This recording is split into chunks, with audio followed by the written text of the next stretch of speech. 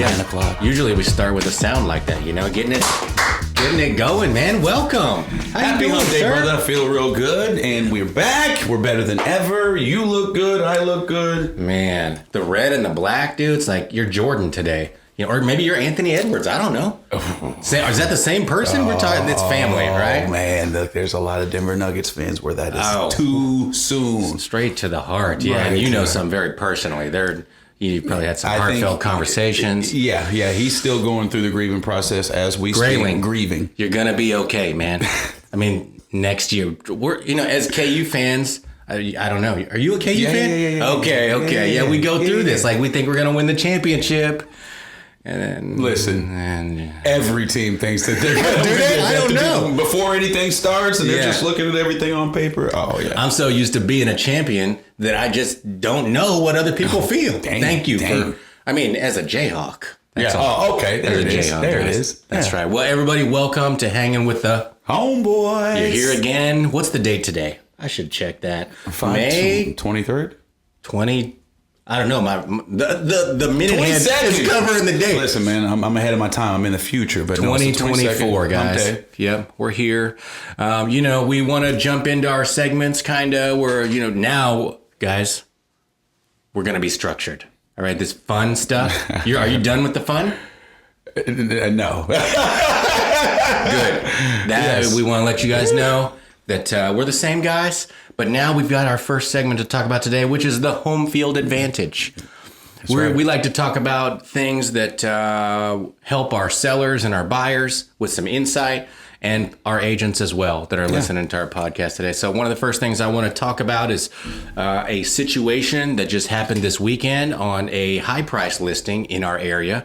And in our area, that's about $750,000. That's a very high priced listing. Median listing in our area is just under $200,000. So. Yeah, over the last 6 months in our city, we might have had 6 or 10 houses in this price range sell. This one happened to be out in a surrounding area. So as the area gets larger, the number gets larger. But the point How many acres on this one, by the way? I don't even know. Okay. What I know is what a former teammate of mine who has become successful, very successful, told me about her offer situation this weekend. She told me that the price was $750,000 and her buyers wanted to offer $640,000. Oh! That's a lot, guys. Even if you had a house that was, $75,000 and your buyer wanted to offer $600,000 or $64,000, it's too low. If you're 90% below that asking price, it's probably going to hurt some feelings. You're doing the percentages right now. Exactly. This is what we do. So when I was a real estate agent in between 2008 and 2011, when we were in the mortgage crisis, I had no success ever buying from a foreclosure company or buying from a homeowner, a real person, if we started our first offer below 90% of what the asking price was. Wow. And I went back and tracked this. And there were even times when we went under contract later and the anger was so strong going forward in this 30-day escrow period that the deal fell apart. So, oh, wow. And for those who scoring at home, this person is asking for about a 15% discount, which is well under 90% of the asking price, which is Luke's no-go zone, or at least hadn't gone well zone. Have you ever asked me about that, or do you have teammates ask you about, hey, how is it okay for us to make an offer? Well, here's what I tell people. I just had this conversation with somebody who were listing their house, and we're at the top of the market in their price range, and we're not having any success. And we talked about discounts, and I said that there isn't a discount. There should be no discounts less than 5% of the asking price, because we do get caught up, like in this deal, $100,000 discount. It sounds crazy, but that's a lot. On $1 million house, maybe that's not so crazy. Yeah. But when you break it down to a percentage, that's how I think. Oh, 100%. Yeah. Because it's mindset, I guess if you hear, the offer's $10,000 low, like you said, in $1 million, that doesn't make it. That's only 1%, So that's 1 month of taxes. In this situation, 15% below, the first thought is, I wouldn't do it, but also you do have to think, how long has it been on the market? Yeah. You know, what other factors are there? They just reduced the price and then you come in at 15% low or 10% low or even 8%, the seller is probably going to be uncomfortable with that. It's not easy to make a price reduction. I mean, everybody knows that. You wanted a higher price and now you're finally convinced to go down to a lower price. You're realizing that your property is not worth as much as you hoped it was. Yeah. The money that you were planning to spend on things, maybe it's the down payment on your next house or whatever the case may be, is now not coming to you. Come on. So you have to think about these things on the buyer side and as the buyer agent. And to be fair, our agent was thinking about that. You know, How long was this house on the market? I think 90 days or yeah, something like that. And I don't think they had reduced.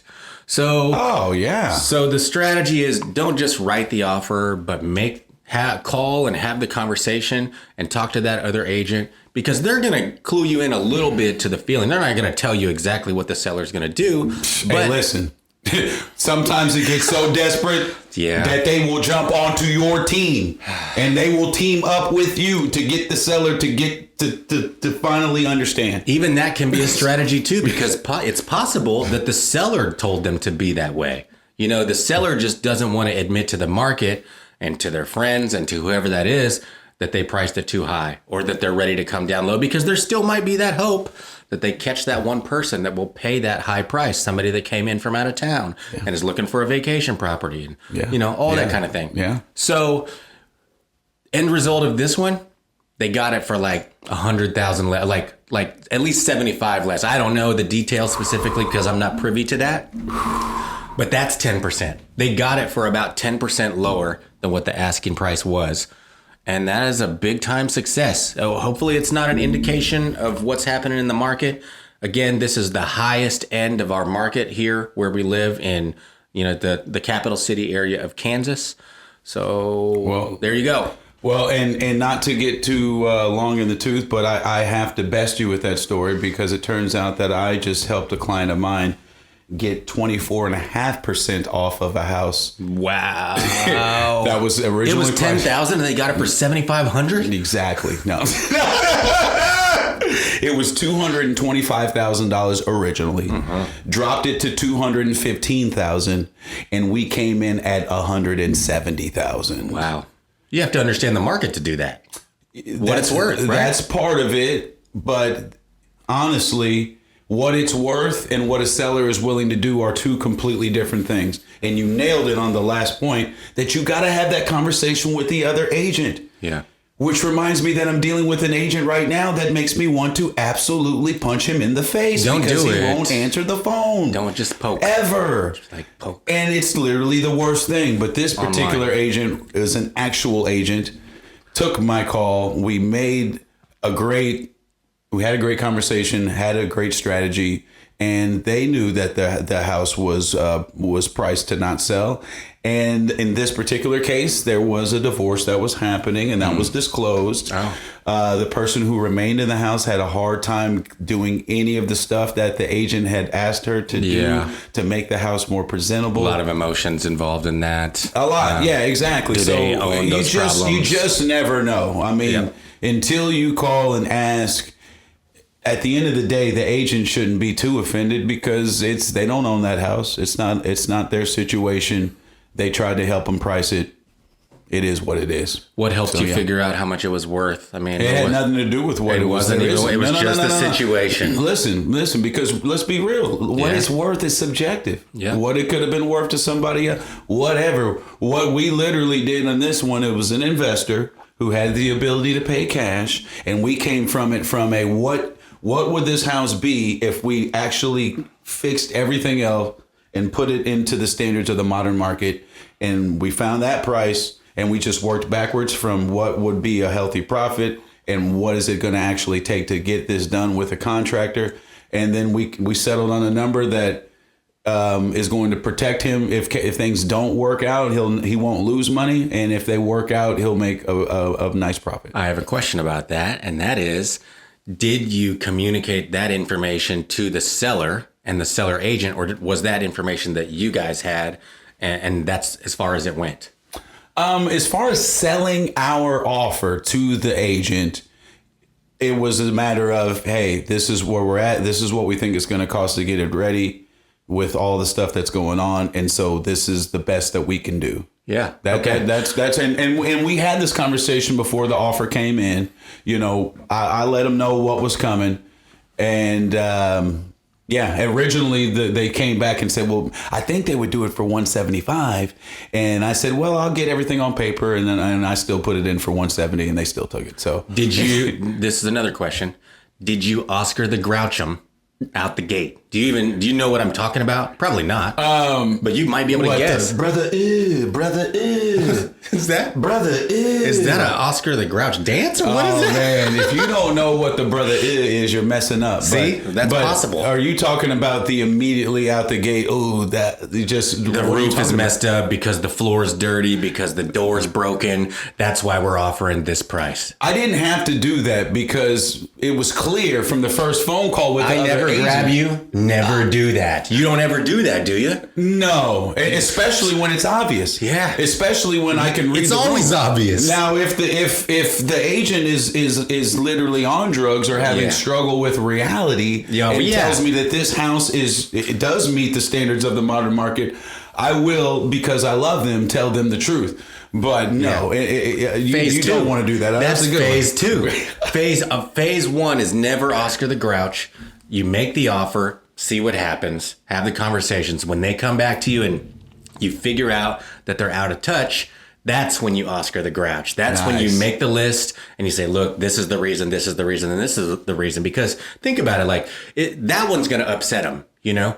Why would you ever upset them at the very beginning if you don't even have to? That's right. Just take the nice route, play nice, see what happens, and then be real. And if the real doesn't work, then it's just not a deal. Come on. Right? Well, yes. And I happen to believe that when it comes to agency, we're looking at another agent and it really comes down to, do they believe their client's story or do they not? And the greatest agents will make you believe that they are a believer even when they aren't, and bless their heart.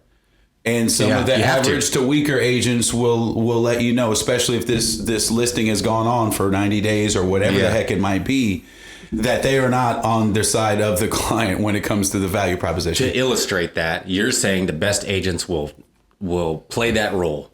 So I call you up, you're Chris, dude, you know that roof is jacked up, dude. That thing's got to be replaced in like 2 years. And you know that sewer is probably running under the garage. Like, man, it's a problem. You know, if you're playing the role, like if you're defending your client, you know, you're going to say something like, look, maybe we don't really know that. You know, I know you're saying that, but you haven't had it inspected. Yeah. And I'm not sure where the basis is for that sewer is running under the garage because we don't have any kind of an inspection like that. But in your brain, you could be like, they might be right. Yeah. But what you're doing is you're advocating for the seller's position. That's right. That's what you're saying. Absolutely. Yeah. And then sometimes you'll have a seller who finally tells you as a listing agent, let anybody know who's even halfway interested that we are flexible. Mm-hmm. And then now we have the license to be like, you know what? Yes, we had that conversation the other day and I actually agree with you. Get me something that's reflective of what we just talked about and I will present it. Just to be clear, because there's laws that govern this, I'm not talking about misrepresentation. I'm not talking about misrepresenting facts. I'm talking about opinions by someone else. I'm talking about things that they are saying that are likely, that are just not proven yet. Once they're proven, I'm never going to say, oh, no, that sewer doesn't go under the garage when I know that it does. Yeah, when you're looking at the schematics. But I'm not going to let you make a truth that's not a real truth yet. Absolutely. Yeah. Yeah. And are you just telling me that because you want me to be aware, or are you telling me that because absent that fact, you'd buy the house? Because now we're talking. I love the people that just want to tell you stuff to be aware. It's like, okay, are your people interested? Because sometimes I don't care. Sometimes when the buyer agent is saying this stuff to me, I'm just like, I'm shaking my head on the other end. I'm like, I know what you're doing. I know you're not going to play me. I'm not going to tell you stuff that you want me to tell you. Like, it's not going to happen. I'm not going to crack here. I'm not going to show the weakness on my seller side. Thank you. I appreciate that. I probably would have said the same thing. Oh, whoops. I would have said the same thing. Yeah. You know, actually, you're pretty good. I made a good compliment you at the end, you know. That's good, what you're doing. But, yeah, you're up. I mean, we're up again. We're the same dude. You know, we should hang out. Same lady. That's a great segue because I got a phone call just yesterday, had a Zoom call with some people who have another strategy to make a listing jump off the page for people and maybe not sit on the market for 90 days. What people are those? That is the people that the consumers love and the insiders in our trade seem to hate. And that's Zillow. We love Zillow. Zillow Group Inc. They're big and they're only getting bigger. The big guys. I mean, I don't have anything against them as people and as what they're doing, but man, the dark side, dude. I grew up with people telling me about the dark side all the time.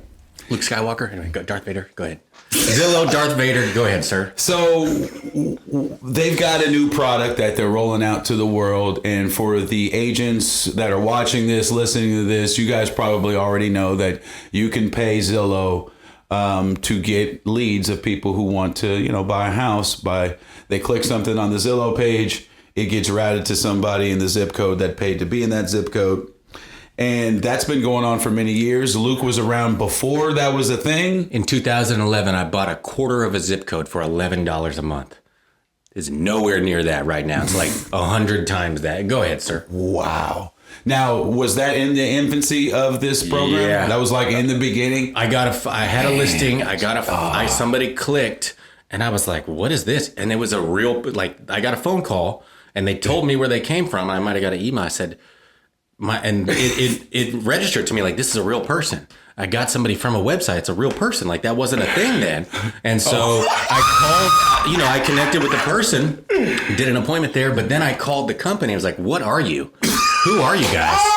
And they were like, yeah, we're Zillow and we sell zip codes and stuff like that. And they were like, that's $44 for a zip code. I said, well, can you...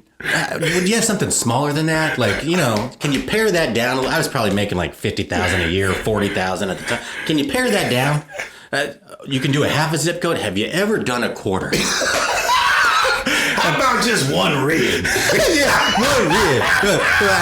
And so I ended up getting Chris Rock got me 4 zip codes at a quarter of the cost for each one, and then I've stuck with them, and I'm still paring them down. I don't know what these people are paying. I don't know what you're paying if you are, Yeah, there must be people paying like in our area.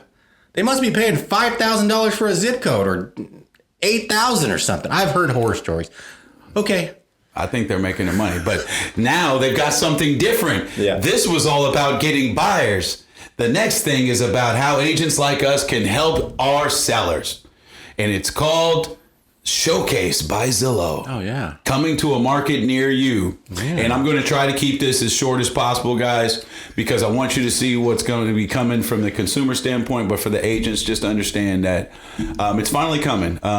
You guys have used Google for many, many years to find relevant things via search, and you'll notice that the first section of the Google page will have something called a Google sponsored ads. People that pay to be number 1 or number 2 on these web results ahead of everybody else. And we've actually trained ourselves over the years to not look at the sponsored ads, right? Yeah, or never even click on them at all, because we know. Sometimes I want to cost them money. Yeah. Like, I'll click on that one. So they have to pay for that click. I'm not kidding. I'm kidding. Close. Just kidding, But corporations. We want what the actual AI gives us as the number 1 search result. Organic. Not what the organic search result. We don't want the people that paid the most. So Zillow said, well, obviously it works for Google. Google's been making money. And honestly, when I heard this proposition, I'm thinking, why hadn't they done this sooner? They could have done this a long time ago. Zooner? Did you say Zooner? I'm Zook and this is this. Yeah.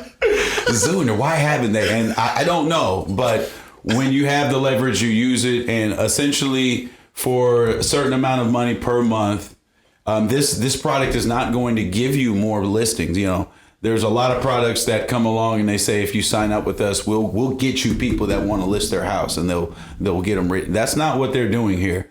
They're saying if you already are listing a certain amount of houses per year, you can jump into this program that makes your listing stick out compared to all the regular listings that organically show up on Zillow. So my profile picture will be bigger and broader. I'll show up in the search results regardless of the organic nature of why it should be there. It'll be a similar situation. Even when you're looking in the overhead map view, when you can look in an area and it shows all the pinpoints of active listings, these sponsored ones, these showcased listings, if you will have stars next to them. So it's coming. I've never seen it. It's been available. Apparently they've been testing it since maybe November, and it's been available in our exact market since maybe late February. So like, man, what took them so long to call me? I guess I ain't selling. I just got the call yesterday too, man. Yeah. Maybe they saw the podcast. So maybe the reason I said Zooner is because I had a Zoom call with the fella. Oh my! And he showed me on the screen, and the closest sponsor listing that they had wasn't even in our market. So it's very, very new. And they're promising that, hey, we're not going to oversaturate this. We don't want any more than 10% of sponsor listings at any given time. They are good at promises, man. I mean, they are, but it makes sense. If everybody could be a sponsor listing, then it would lose. I've never seen the same pie cut up so many times again before this. I've never experienced this in my life. I don't know if they do this in other places. I don't think you can. Like when you're selling cars or can you just go and like chop the car up in 10 more pieces? All right, now there's 10 cars.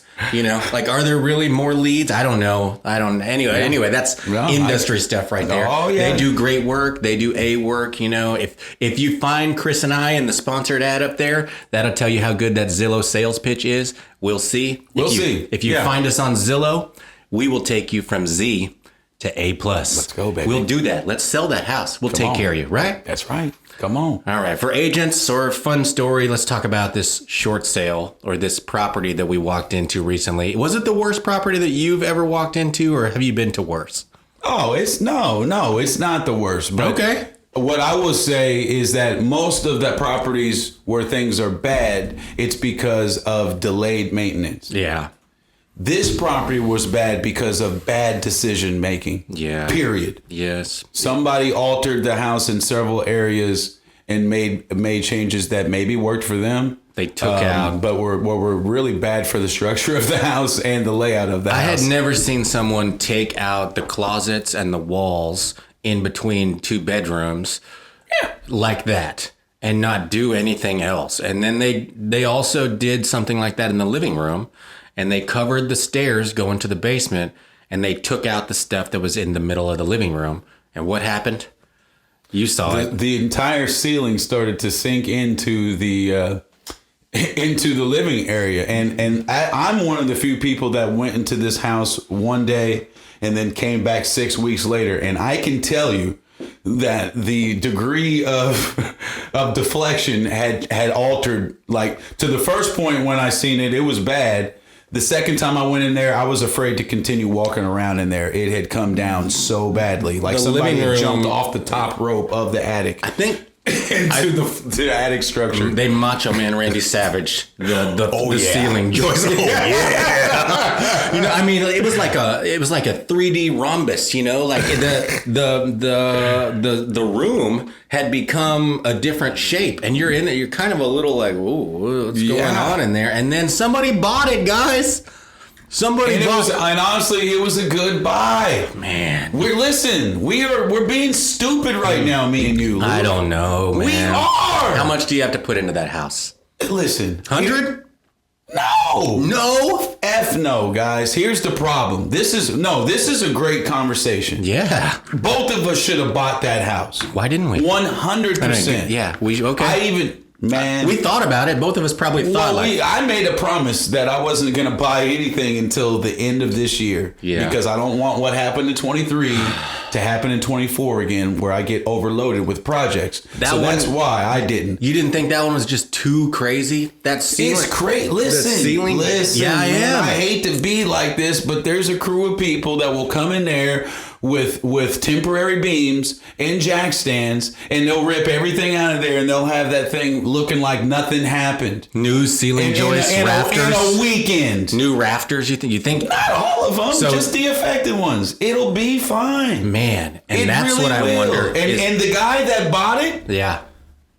we're friends with him on Facebook, and he's building his advertising career. We're gonna see what he does with this. I want to see that mark part. my words. Yeah.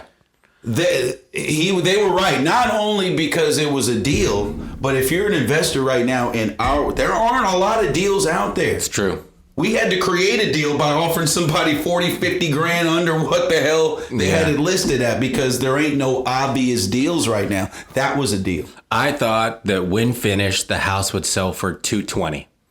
Maybe 240. It's possible. If you did everything right, it does have a walkout basement. It's nearby a school. It's, there are a few examples in that neighborhood where that could have happened. We're talking about a ranch style house that's probably 1,000, maybe 1,100 on the main floor. The basement is it's a full basement. So that's probably, and walkout. When finished is probably 900 to 1,100 square feet. It's a walkout, on the corner. So it's not your traditional walkout, but it is a walkout. And there's like a covered porch in the back, 1-car garage, and then this problem in the ceiling. Okay. Got walls missing, mold down there. I mean, That's another one that people overreact to. Yeah, I'm okay with that. People I'm okay overreact to mold all the time. And part of the reason is these companies, these national companies. Yeah. The variance between what one company will tell you is going to be for mold remediation and another is unlike any other trade I've seen. I am talking $23,000 to $6,000. People scared to death to take another breath in their house because somebody came in there and told them that they got this $20,000 problem. Yeah. And it just helps investors like us because we can come in there. We're going to take everything down in the studs anyway. And mold remediation, actual chemicals are not expensive. Bleach, Dawn, and water. Well, I want you to know right now, guys, you do not use bleach. Don't use bleach. It's not. That's what the mold inspector guy used to tell us. Back when I first came into the business, there was a guy, he actually passed away in a fire, is what I heard. But this guy, he was the mold authority around here. Everybody would call him, he'd do the inspection, and what he would tell you to do at the end is to treat it with a mixture of bleach, Dawn, and water. 1/3 parts each. The Dawn would make the bleach stick to the mold. Surfactant? Yeah, a surfactant, and then that would it would work to kill the mold, and then you do it again because you can't just spray bleach on there. It'll either evaporate or run off or whatever. I'm upset that the nerd in me has forgotten the exact explanation as why you shouldn't use bleach. Yeah. Bleach will have some effect and it'll make you feel like you're doing something, but long story short, you're better off using like a vinegar or something like that. Oh, yeah, okay. But anyway. Pretty similar. We don't, long story short, we got it. They got the house sold. Yeah. And I'm betting that was a good deal. I think you got to put 100 into it. Maybe you get away with 90. If you're doing work yourself, then maybe you can get it for less. If you're paying people to do it or paying somebody to organize it. I don't even think our buddy would charge you 100 to get that house right, man. He charged me 80 to do the other house. The jewel one, the one where it was the same thing upstairs and the basement was totally unfinished, right? So we remodeled 1,100 square feet upstairs, and then downstairs I created a bathroom, a laundry room, and but when you're in that house, started that in what, 2021, 2022? Probably 2022, I think. Yeah, maybe. Prices are still a little higher for parts and for wood. It was coming right out of COVID, Yeah. But see, that one I didn't have to demo the basement; it was already demoed, Brother, and there was already. And on this one, nobody said you had to get rid of every wall in the basement. The layout in the basement is actually money. Man, the layout in the basement actually makes sense. It's so wet down there. I don't know. Yeah, you just get new drywall. Well, that's what I mean. Yeah, you don't have to demo all the wood. You're not demoing the wood. You're not taking most of that framing is going to be fine, and that saves you money. When this is done, we need to ask him how much he put into it. Oh, yeah, we need to find out. This man will he'll he can't wait to tell us. Yeah. Especially now, if he doesn't win and he loses, we'll never hear about it again. Yeah, and you can't win every time. It's true. It's true. That's why we study homology. Tell me about it, baby. Industry stats, figures, that kind of thing. One thing that I wanted to mention from our recent meeting, and something that I'd like to let the town know, the city know, is that 19% of buyers and sellers their decision to buy or sell was influenced by the fur babies. Like I wonder if that means that they're like, Fido, should we move? What do you think, Benji? Lassie, bark twice if we should move out of this house, If that's the case, maybe we should be sending dog biscuits to folks' house, advertising to the pups. Yeah, that's a weird one, because that statistic opens up a lot of, what ifs, because if you already have a pet, you got to be pretty sinister to say, hey, when we move, you're not coming. You know what I mean? So I wasn't expecting that. Exactly. So 95% of the time, if you already have a pet, it's one of your children. It's like, yeah, of course, I considered one of my kids when it came to what house we were going to buy. I wanted a nice backyard, and I wanted a certain amount of rooms. You never comb your hair. I haven't seen you brush your teeth at all. You're just laying in right in front of that one door. We need 2 doors. Yeah. I have clients when they're, like they have an older dog, they're moving and they're like, hey, we can't have anything there needs to be a way for our dog to get outside without stairs. Yeah. We can't have a walkout. I can't believe you'd pass up on a walk. I can, because I probably wouldn't either. I wouldn't buy a walkout if the only way my dog could get out of the house was to go up and down those stairs. Right. To go out to, use the bathroom. You know what I mean? In my life, I have built a ramp for a dog before because he couldn't go up and down 2 or 3 stairs, So I'm curious about what that means. Right. Every time you go to the National Association of Realtors conference, they talk about that. And that's where I got the stat from again yesterday. But here's the funny part about it. Us as agents, how that affects our lives and how we do our jobs. It changes nothing strategy-wise. It turns out you still need to talk to your clients and have a conversation about what their goals are with the next purchase. It just turns out that that's a factor, just like so many other factors, school district, taxes, all this other stuff. It's just one of those things. And you'd have to be pretty brain dead to not consider a part of their family. In considering this, it did make me think, like a lot of buyers are like, I need a house with a fence. Oh, yeah. And that is never a conversation that I have with a seller. I never say, maybe we should put in a fence. Or maybe we should offer a fence allowance. But think about this. The first young buyers or, first time buyers, whoever they are, non-affluent buyers, if they have a dog and they need a fence, they can't buy that house, or they're going to have to put that dog on a stringer or, whatever. You're 100% right. Because that fence, that's $5,000, man. That's like, and in the same vein of conversation, like as a seller, you should replace the flooring if it's bad because a buyer can't afford to do that. Maybe if you're looking for that edge, maybe you should put a fence in the backyard. Maybe just a small one, because the buyer can't afford to do that. What do you think? I think that's happening every day in real estate all over across the United States. 2 agents are talking to each other about how we can make a deal happen. And at the end of the day, we come to a number that includes a fence and we get the damn deal done. It happens all the time. Makes me want to put something in the MLS that says fence allowance, possible fence, instead of fence. Or maybe when you list it, I don't even search for fence in the MLS because agents don't put that stuff in consistently enough. You're exactly right. If you search for fence, then you might miss one because the agent didn't put the data in that said that there's a fence. Hello. That is sad. But there also, when I do business, Topeka has a really good MLS. We have a lot of data fields and we require a lot of stuff. Fence is not one of them. Lawrence MLS, you go over there, you're looking for square footage fields. You're looking for all kinds of stuff. And it's not even in there. Like I can't even use the database to the way that it should be able to be used or the way that I use it here in Topeka. And that's more agent stuff for you guys. So all that from fur babies, man. So now, And, you know, we were kind of talking about preparing yourself for selling, you know, another segment, Full House. That's right. You know, you want to have the best hand so that you can win at this poker game that we're talking about today. That's right. Selling your house and dealing with people. So where today, the jokers are always wild. Oh, man. Did you know? Yeah. Wildness is where it's at. And what we're talking about is the modern cottage these days. That's the style that I've been hearing. You heard about modern farmhouse a bunch. Yeah. And I've been listening to videos that are referring to modern cottage as the new style. And I think what it means is there's a little bit of deviation from sticking with one theme, with a farmhouse theme. Modern cottage is more about anything you want.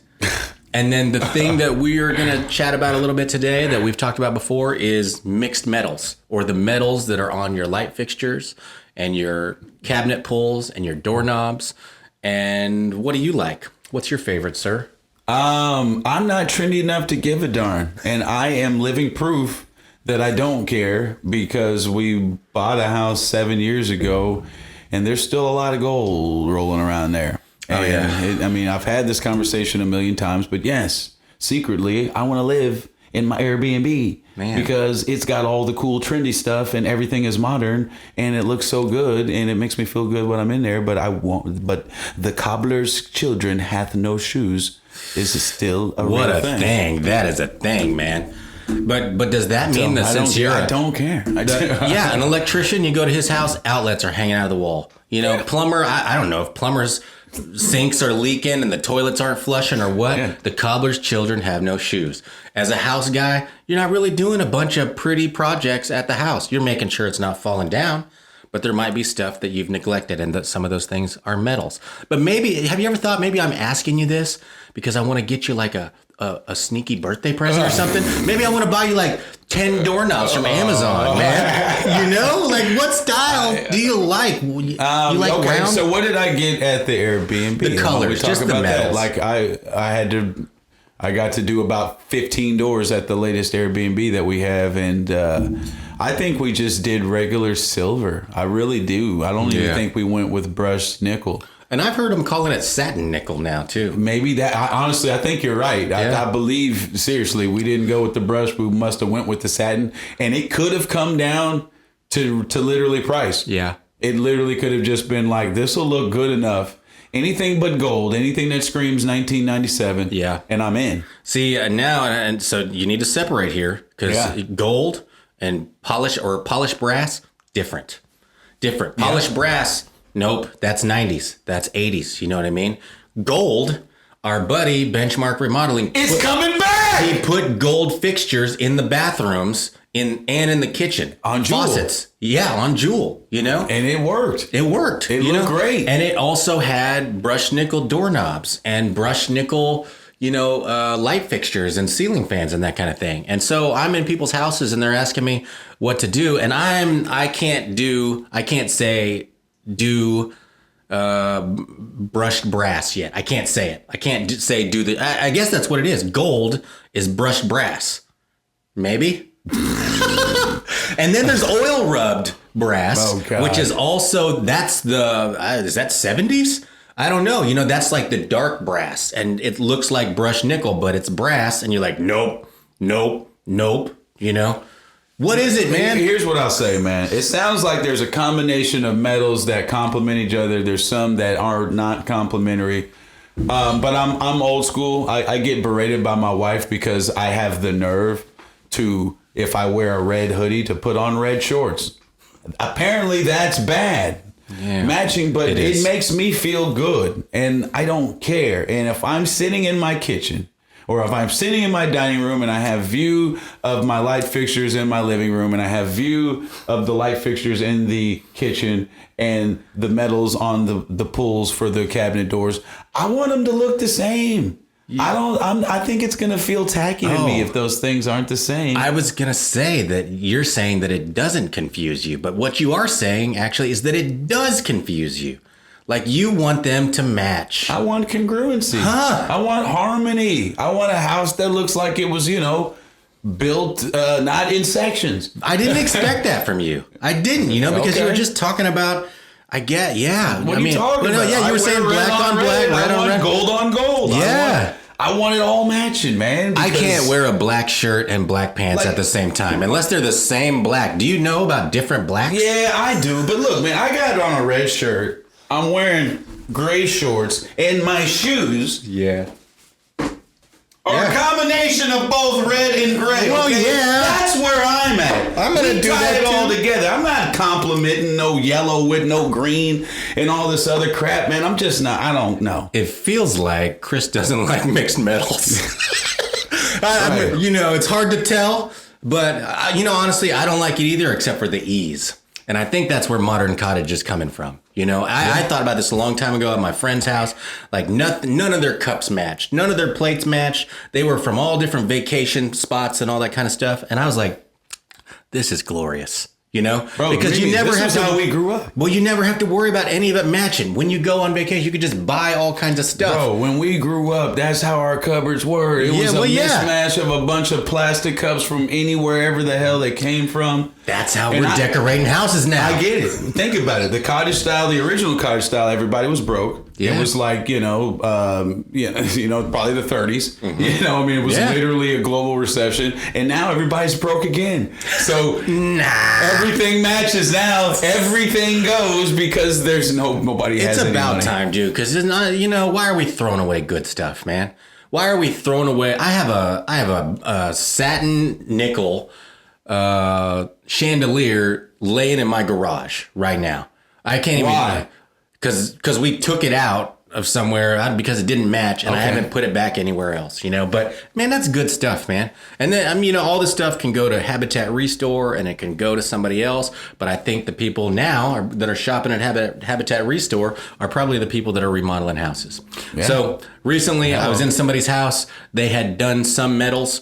In the end, what I said is like, look, I'm not really into the oil rub bronze, like more of that right now. I put a bunch of that stuff in 2005. What you have, we're going to leave it. It's one ceiling fan. It's kind of new for you. That's fine.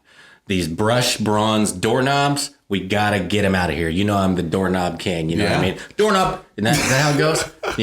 But doorknobs, you don't need to change the hinges. They're the polished brass. Nobody's going to notice that anyway. That's right. They had done some other light fixtures that were some kind of a weathered metal. I was like, those are kind of like these. That's okay. Get rid of the brass, the polished brass, put in some brushed nickel light fixtures and doorknobs, and we're going to call it good and see what happens. It's not on the market yet, but they did some. It actually looks good. I like mixed metals. They make me smile. Luke, the interior designer. Oh, house party. What you got, sir? You talked about something fun to me. You told me you didn't even buy it, but you were going to zest up this place. I don't think that's the word that the youngins are using these days, but what I will say is the Airbnb that I'm talking about, we can't rest until it's the best Airbnb in Topeka, seriously, for the money. And we've taken a single car garage and we've added a pool table. And I wanted a certain theme. I wanted a certain feel when you're inside that pool table because pool tables attract a certain type of person. It made me cough because I was like, oh, there's going to be a bunch of cigarette smoke in there like the bars used to be. Oh, yeah. But we're giving, listen, man. Cigarette smokers they've been maligned over the course of our entire lives. Somebody needs to coddle them now. Somebody's got to let them know that it's okay. Come on over. You can't smoke in the house, but I got this garage. Wow. And I've got these old bar lights in there. And the coup de grace of bar lights that I missed out on was one of the original Zima logo neon lights. And oh my God, it just transported me back to 1996. When that commercial was on every commercial break on ESPN. Zima, so delicious. Oh, yes. Yes. That's what. So Zima was like the Orbitz commercials or the Mentos commercials or something like that. Is that? Nah, they tried to market to a different type. It ultimately didn't end up working. Unfortunately, bless their hearts. They tried something new. Was it just the Z then that made Zima so popular? No, the commercials made Zima popular, and then when people tried it, they stopped buying it because it was not good. Oh, Neil liked Zima apparently. refreshing. When we come back to the ends, Neil is that's probably what he's gonna want us to talk about a little bit more for the home stretch. Yeah. You know, I admired that. I mean, I love those old neon signs, man. Actually, on the way to the office today, I was AI trying to generate like a neon sign. I saw it. Wait. Yeah. Listen, man, my boy Luke literally is inventing ways to use artificial intelligence. Can you explain what the hell you're talking about, sir? I drove by the sign company, and on their sign, it said, like us on Facebook on a digital sign, but it looked like neon, dude. It was that they made a picture of a neon sign. I was like, love it. I love it. Make a Zima one like that. But I was like, oh, I immediately have to tell Neil. And then I'm sitting at the stoplight. I was just like, well, maybe I could make one. Yeah. You know? And I can't do it. The words were all jarbled, or I just made up a word, and that's what they were on the sign. It said "welcome," like it's supposed to say "welcome." Dude. No! Oh my gosh! Okay. Oh, stop. Okay. All Yeah, right. One more thing for house party. Yeah. I was recently. I got this phone call about this house, and you know, the house is under contract, but he's asking about the house. And at the very beginning, as an agent, I'm going to tell you a little bit about the house, and I'm going to try to build rapport, and then I'm going, maybe it wasn't under contract. It was close, okay? And so I'm going to build rapport, and he's asking me questions about the house, and he said something odd, and he was like, you know, how tall are the ceilings, you know? And he said, I'm 6'3", my uncle's 6'3", we got to make sure. And I was like, well, you know, man, they're pretty tall, man, because, you know, like I ran, if I were to run and jump, I can't touch the ceiling, you know, so they're probably like maybe 10 foot, maybe 9 foot, you know, I'm pretty athletic. So like I should have been able to, if they were low, you know, and so we kept talking a little bit, and then he started asking me about my legs, and he's asked if they were hairy. And then he said other stuff, and he said that he would meet me over there, and then we ended up having to cancel the appointment because I was being sexually harassed. And you know, who knows? I don't know if it was like a real showing call or not, because it came in no caller ID, and it didn't start that creepy. Like, was it my fault? Like, was I too sexy? You know, because I could jump on. Not victim blaming on hanging with the homeboy, sir. Okay, oh, man, it doesn't matter what you were wearing or how sexy your voice sounded. You did not deserve to be propositioned in that way multiple times over multiple areas of your body. I played it. I played it so cool. I mean, I was just like, I stepped outside. I was like, hey, man, I think I might have gone the wrong way here. You know, that's not going to happen. And, you know, maybe I can set you up with another agent. Actually, I was thinking, like, maybe I don't want this guy to target me. This guy still wants a referral. This dude's always hustling. Maybe I'm flirting. This guy just sexually harassed me. But if I can get you to somebody that's into that, I was ready to make 30%. I went on vacation the next day. I couldn't shake the image of what was said was going to be done to me, and even I may never tell the story again because it's making me relive it. You know. Wow. Listen, we take trauma and everything that comes with it very seriously. So yeah. But we you know, I need to share something like that, and I don't mean to mock anybody or anything. No, but listen, I went through it a little bit. I deal with everything. I want to say this in front of everybody and to you straight up, that you are more than your sexy body. Okay, obviously the 75 hard that my man has put himself in is now put him in a position to get more eyeballs, more targets, and sometimes more harassment. And we do not condone that around here. We think you have the right to be as sexy as you want to be, and that does not give anyone the right to objectify you. Speaking of sexy, homes, sexy, home runs, sexy. Yeah. Home plate, sexy. Oh, yeah. Home stretch, my boy Neil. What's up, man? Talk to us. Take us home, Neil. All right, so the Zima debate is very tempting, but I want to go back to the home stretch. Okay. When a buyer offers 15% or 10% below asking price, is that generally because A, the home is overpriced, or B, the buyer's looking to get a deal? And then how do you guys handle, like, are you doing CMAs on homes that these buyers want to present offers on? Good question. I want to enter C. Sometimes it's literally all they can afford. Oh, yeah. And literally sometimes the agent will call you up and say straight up, hey, look, I'm not insulting you with this offer. You can, matter of fact, here's the loan officer. You can call them yourself. You've worked with them yourself. This is as high as my guy can go.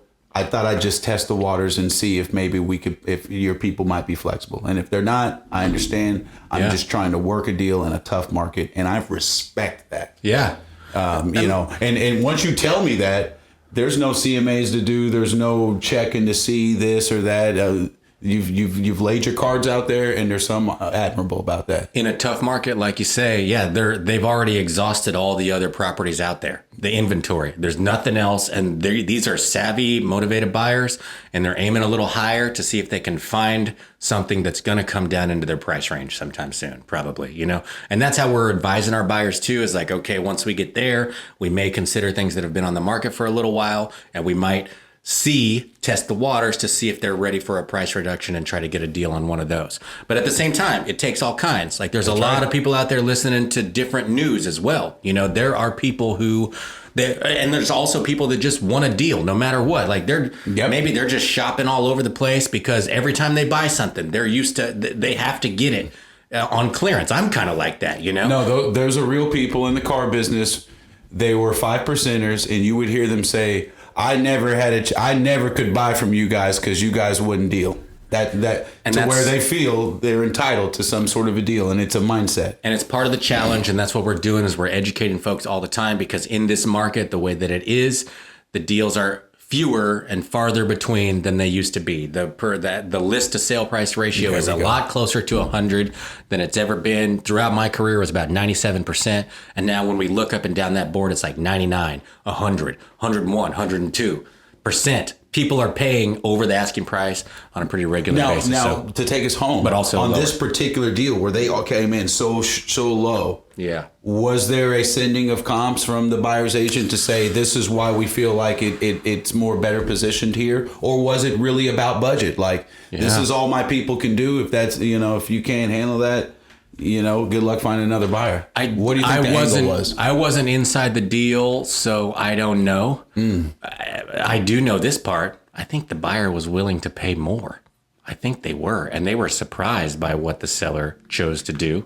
But I don't think the buyer agent sent comps. I would do that sometimes. Like if I really had, if I thought that the house is way overpriced and a lot of the easy indicators told me that, then I might dig deeper. I might even, when an agent asks you what comps are you using, it's a little bit of an affront, and you're like, well, here they are. I've had it now on the other side where it's like I make an offer and the listing agent's like, yeah, I don't have comps to support that high. And I'm like, well, try these. How about that? Does that make you think that our offer is better than the 6 others? And we've won in that way. So sometimes you send comps, sometimes you do CMAs, all that kind of stuff. We are nimble in this market. That's right. When you can jump as high as I can, to sell houses. Listen, man. When you're hanging on the rim with the homeboys. People get a good view of your legs. Now, and with that note, guys, we thank you for tuning in with us. For all the people who have actually watched every episode, I want you to know that you can DM me and I will be delivering a hug to you in person. That's great. And that's only for the people who watched every single episode. But what do you guys say? I'm going to send a complimentary side of white rice with him. Nice. That's the only thing I can think of right now. That's the best way that I could show my gratitude. That's one of the nearest and dearest things to my heart and things that I miss. Let me find out that you can't even prepare white rice without a rice cooker. Let me find out. Yeah, do it. Let me find out. Do your research. Okay. Find this out. When I go to Buffalo Wild Wings, I bring my own side of rice. Have some rice. Guys, we'll see you next week. Rice. Make it more homey. This guy's bringing his own food to restaurants. We love you. It's not to be funny. And thank you for hanging with the homeboys.